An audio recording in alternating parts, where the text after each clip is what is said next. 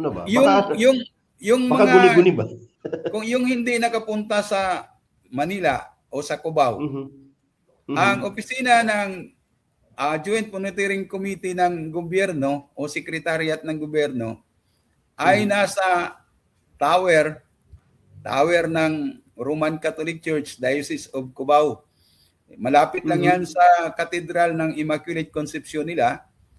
Katapos sa kabilang bahagi, sa isang kwarto, nandoon din yung secretariat ng National Democratic Front. Ibig sabihin, isang building lang sila. magkalapit lang sila. Hindi naman sila magkaaway. Ayan. Kasi nasa Pistox eh. At timplahan naman sila ng kape, gano'n. Parang, kumusta kayo dyan? Nagkukumustahan sila. Nagko-compare sila ng mga notes tungkol sa mga violations. Kasi nga, gustong ipakita na seryoso ang dalawang panig sa Pistox.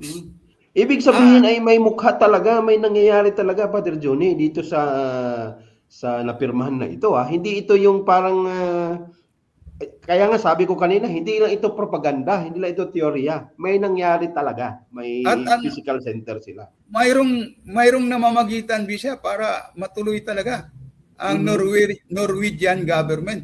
Okay. Namagitan ito.